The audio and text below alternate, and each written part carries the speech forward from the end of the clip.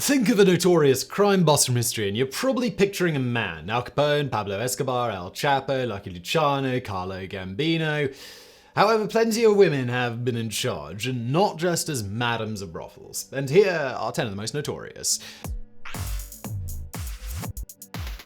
Number 10. Cheng Chui Ping, or Sister Ping, from 1949 to 2014. For more than a decade, Sister Ping, as she was called in New York's Chinatown, smuggled up to 3,000 Chinese immigrants into the US, amassing a fortune of more than $40 million. Her fees were extortionate, $40,000 per person, and those who couldn't pay in full were hounded for the balance, threatened with violence, and even held prisoner.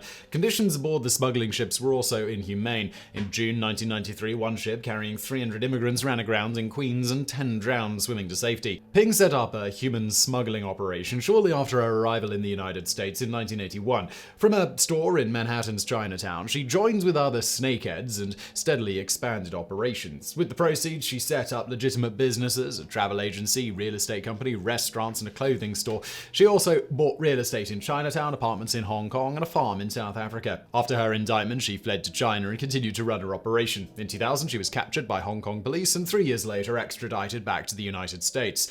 Witnesses from around the world testified against her. Number 9. Thelma Wright, boss lady, born 1951. Raised a Catholic in a loving family, Thelma didn't seem fated for a life of crime, but she fell in love with Philadelphia heroin dealer Jackie Wright. Together, they enjoyed the lifestyle that only crime can provide, and she was so in love that when Jackie was eventually murdered, she impulsively agreed to keep his business going. She reasons that it would at least put her son through college. Really, she wasn't ready to let go of the life that she had gotten used to. In any case, the new boss lady ran the coast-to-coast heroin and cocaine empire differently to her husband. For one thing, she didn't have employees, only people she supplied, and her careful, calculated approach actually won her more respect and success than her husband ever had. She continued to live the high life, private jets, custom cars, speedboats, until in 1991 she found herself in a shootout.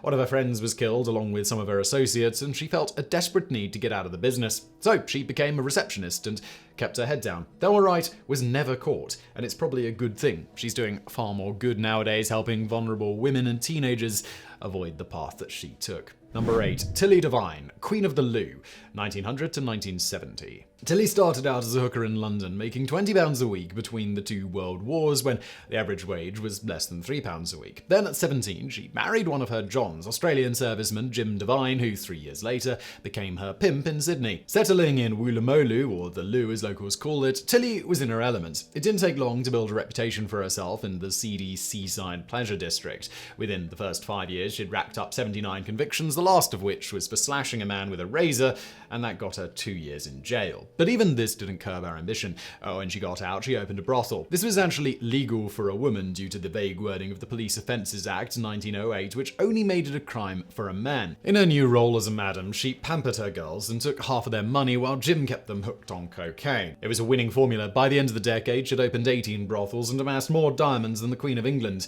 and better ones too, as she liked to say. She dressed in furs, travelled the world, and between lavish parties even helped pay for Australia's war effort. She also ditched Jim. In the press, she was dubbed the Queen of the Night, or the Queen of the Loo, or simply the worst woman in Sydney. Number 7. Maria Liccardi, the godmother, born 1951. Maria Liccardi was born into the mafia. Her father and brother were both bosses within the Camorra. It was when a nephew, next in the line of succession, was murdered that she took over as Madrina, the godmother. Under her watch, the Liccardi Camorra ran extortion rackets, trafficked drugs, and hijacked public works contracts. Following one of the bloodiest mafia wars in living memory, she also formed an alliance between the Camorra clans, convincing her fellow leaders that cooperation was more profitable than war. She always had more sense than her associates. In 1999, when a large shipment of heroin arrived from Istanbul so pure that it was deadly, Liccardi ordered clans not to sell it. The Lo Russo clan defied her, killing numerous addicts and prompting public outrage, a police crackdown, and the collapse of Liccardi's alliance. Even the police respected her approach, even as she became one of Italy's most wanted.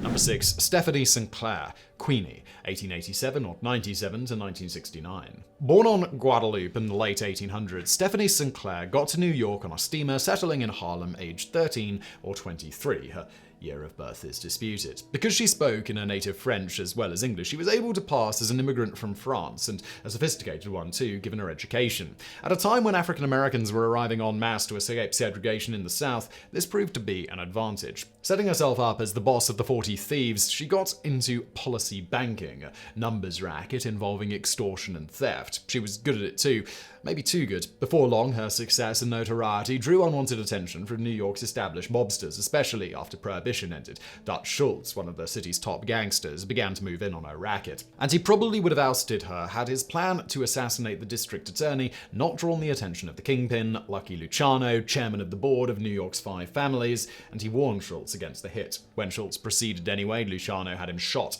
It took Schultz a full day to die, just long enough for Clair to send him a telegram: "As ye sow, so shall ye reap." Number 5. Alice Diamond, Queen of the 40 Elephants, 1896 to 1952.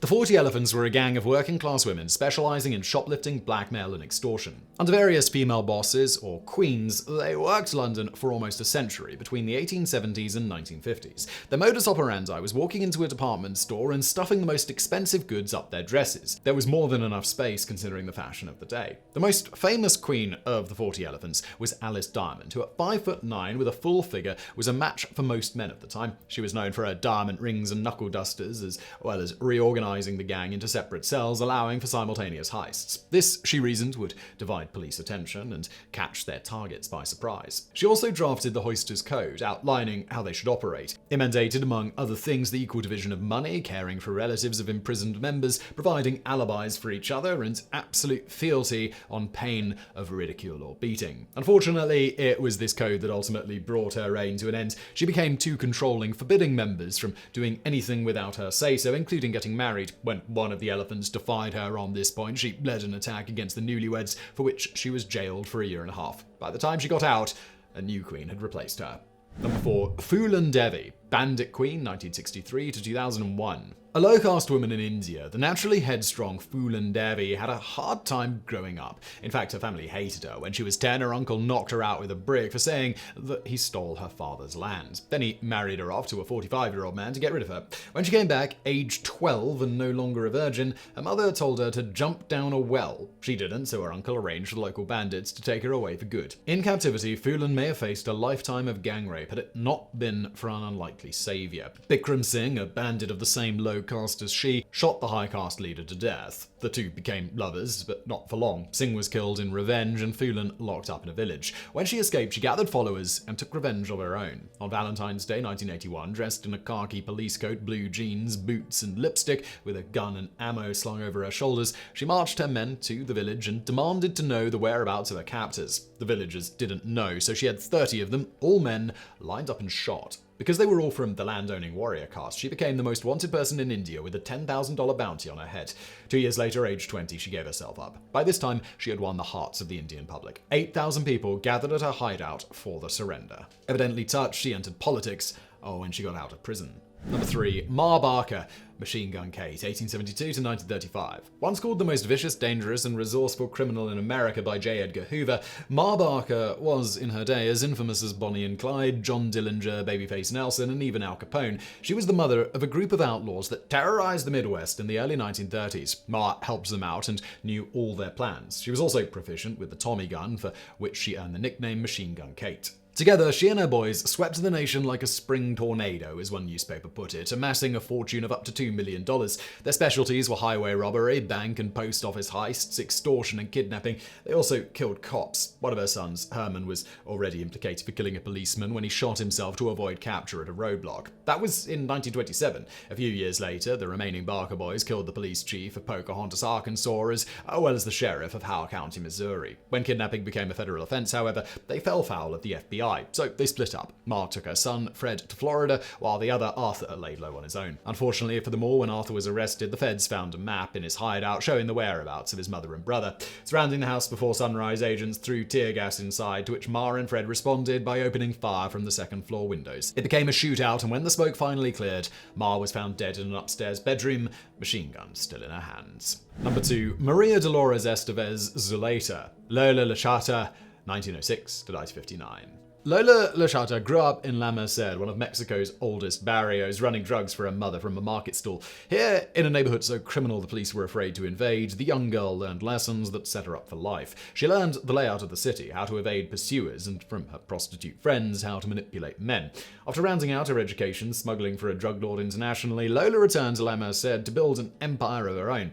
Like her mother, she started out from a stall. She paid off the police and got kids to mule heroin and yo-yos, and she branded her products at first for Mexico City to encourage customer loyalty. She also offered loans to members of her community who couldn't otherwise get one. By the 1950s, she was known as the Drug Empress, with her notoriety reaching the US. Number 1. Griselda Blanco Restrepo, Cocaine Godmother, 1943 to 2012. Raised by an abusive mother in Colombia, Griselda got into crime and prostitution at an early age, but it wasn't until she met her second husband that she started trafficking cocaine to the US. A contribution to the Medellin cartel's existing infrastructure was the design of a special undergarment for smuggling coke across the border.